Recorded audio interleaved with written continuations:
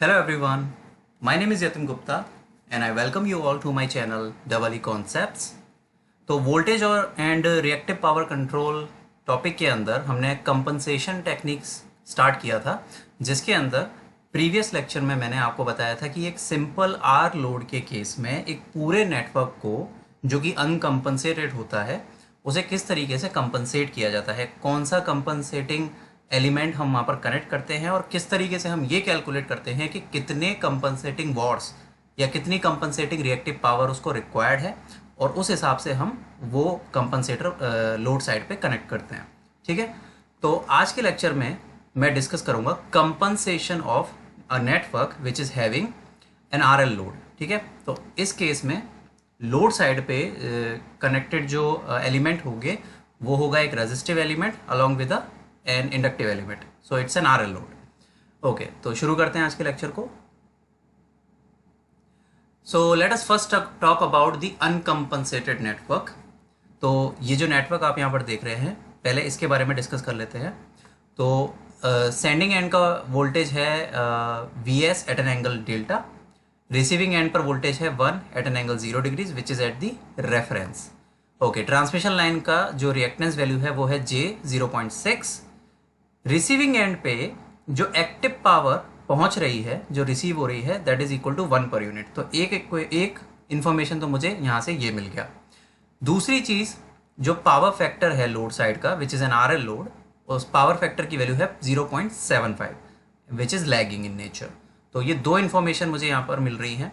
तो अगर मैं बात करूँ पावर ट्रायंगल की, जैसे रिसीविंग एंड पे एक कॉम्प्लेक्स पावर पहुंच रही होगी जिसके दो पार्ट होंगे, एक तो एक्टिव पावर और एक रिएक्टिव पावर। तो जो कॉम्प्लेक्स पावर होती है एस आर, जिसे मैं यहाँ पर कह सकता हूँ, तो वो दो पार्ट से मिलकर बनती है P R and Q R, और इस तरीके से उसका पावर ट्रायंगल क्रिएट होता है, जहाँ पर ये जो फाई एंगल है वो पावर फैक्टर एंगल है। तो यहाँ से अगर मैं टेन फाई निकालना चाहूँ तो that will be equal to this Q R divided by P R. तो यहाँ से मुझे मिल जाएगा Q R equals to P R tan phi, और फाई की वैल्यू मुझे मिल जाएगी कॉस फाई से, which is equal to cos inverse of 0.75। P R मुझे दिया हुआ है 1 पर यूनिट के इक्वल। तो यहाँ से मुझे क्यू आर की वैल्यू मिल जाएगी। Q R is what, receiving end पे जो रिएक्टिव पावर पहुंच रही है उसकी value. So this much reactive power is being received at the load side. And also after getting this value of Q R, जो receiving end पे reactive power का formula होता है, अगर मैं वो अप्लाई करूं तो V S V R by XL into cos delta minus V R square by XL, ये इक्वल हो जाएगा 0.88 के, जो हमने जस्ट अभी कैलकुलेट किया। यहाँ से मुझे एक इक्वेशन मिल जाएगी, क्योंकि वी एस तो मुझे पता नहीं है अभी और डेल्टा की वैल्यू भी मुझे नहीं मालूम, ये दो वैल्यूज मुझे कैलकुलेट करनी है। तो वी एस कॉस डेल्टा मुझे यहाँ से मिलेगा 1.528। This is equation number 1। Now in order to calculate the value of V S and delta, मुझे एक और इक्वेशन चाहिए which is involving these two variables. तो वो मुझे मिलेगी एक्टिव पावर के फॉर्मूला से। So P R which is equal to V S V R by XL into sine delta, वो दिया हुआ है 1 पर यूनिट के equal. V S I don't no, V R is 1, XL is given 0.6 and sine delta that is equal to 1 per unit. तो यहाँ से V S sine delta मिलेगा मुझे 0.6 के equal. This is my equation number 2। और V S cos delta हमने अभी अभी कैलकुलेट किया था 1.528 के equal. Now after solving these equations, this is actually 2 and 3, if I solve these two equations, I will get the magnitude of Vs as 1.64 per unit and delta मुझे मिलेगा 21.4 degrees. तो जैसे कि हमें यहाँ पर दिखाई दे रहा है कि Vs and Vr are not equal, इसका मतलब the system is uncompensated here। तो अब अगर हमें कंपनसेटेड सिस्टम के लिए चेक करना है कि किस तरीके से कंपनसेटर को कनेक्ट किया जाए, किस वैल्यू का कंपनसेटर होना चाहिए, आई मीन कितनी रिएक्टिव पावर वो सप्लाई करना चाहिए, तो उसके लिए हम नेक्स्ट स्टेप पे जाएंगे which is for the compensated network. Now if the system needs to obtain this condition which is V S equals to V R which is for the compensated network, we need to use a compensator. Now let us first see what is the scenario if this condition is reached. तो अब यहाँ पर हम ये मानकर चलते हैं कि अगर ये कंडीशन अचीव हो भी जाती है तो उस केस में रिएक्टिव पावर का क्या फ्लो रहेगा सर्किट के अंदर। ठीक है, तो मैंने यहाँ पर वी एस को 1 ले लिया है। ठीक है, और इसका एंगल है डेल्टा, और रिसीविंग एंड पे 1 एट एन एंगल 0 पहले की तरह। उसके बाद अगर मैं यहाँ पर पी आर कैलकुलेट करूँ, I don't know the value of delta here but I do know the value of V S, जो कि मैंने अब 1 ले लिया है। तो यहाँ से डेल्टा मुझे मिल जाएगा 36.86 डिग्रीज के इक्वल, यानी कि कंपनसेटेड नेटवर्क के केस में डेल्टा इतना रहना चाहिए। और Q S which is the not active reactive power being supplied from the source, generator जितनी रिएक्टिव पावर सप्लाई करने के एबल है वो रिएक्टिव पावर यहाँ से कैलकुलेट कर सकते हैं हम, which is V S square by X L minus V S V R by X L into cos delta. और डेल्टा हमने जस्ट अभी कैलकुलेट किया है, तो अगर ये वैल्यू मैं यहाँ पर पुट करता हूँ और V S X L and V R की वैल्यूज पुट करता हूँ तो क्यू एस मुझे मिलेगा 0.227 पर यूनिट। तो यहाँ पर सबसे पहले तो हमें ये चेक करना है कि जितनी रिएक्टिव पावर जनरेटर सप्लाई कर रहा है क्या वो सफिशिएंट है।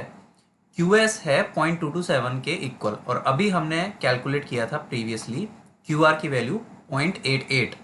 तो लोड साइड पर रिक्वायरमेंट है 0.88 की इक्वल और the generator is able to supply 0.227। इसका मतलब यहाँ पर रिएक्टिव पावर की डेफिशिएंसी है। So definitely we need to connect a compensator. और ये जो ट्रांसमिशन लाइन का जो इंडक्टेंस है, जो रिएक्टिव कंपोनेंट है, इसको भी रिएक्टिव पावर की रिक्वायरमेंट होगी। तो पहले एक बार ये भी चेक कर लेते हैं कि इसकी कितनी रिक्वायरमेंट है, फिर उस हिसाब से हम डिसाइड करेंगे कि कितना कंपनसेशन हमें चाहिए।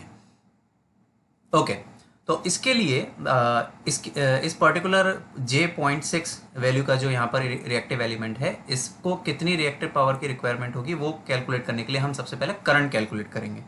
तो Vs at an angle delta which is this minus Vr at an angle 0 which is this and divided by this XL। तो यहाँ से करंट की वैल्यू मुझे मिल जाएगी 1.05 पर यूनिट के इक्वल। मुझे बस मैग्नीट्यूड चाहिए, ठीक है।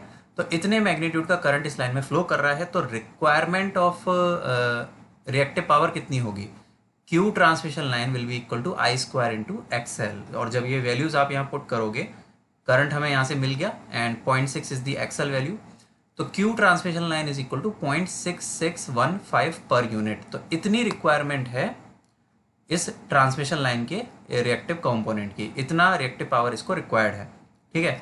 और जनरेटर सप्लाई कर रहा है 0.227 and in addition to that reactive power की रिसीविंग साइड पे जो रिक्वायरमेंट है वो है 0.88 पर यूनिट। तो definitely there is a lot of deficiency of the reactive power in the network. So the total reactive power requirement of network, total कितना चाहिए नेटवर्क को, एक तो J.6 को चाहिए और एक ये जो लोड साइड पे इंडक्टेंस कनेक्टेड है उसको चाहिए। तो QTL प्लस QR that is equal to 1.54 per unit. तो इतना टोटल रिक्वायरमेंट है नेटवर्क का। उसके बाद generator is able to provide only 0.227 per unit, ठीक है। So the compensating volt ampere reactives will be equal to the total reactive power which is required minus the total supplied by the generator. So 1.313 per unit इतना reactive power हमें compensate करना पड़ेगा network के अंदर। So what we will do, as these two elements are inductor, so they will be requiring lagging watts definitely।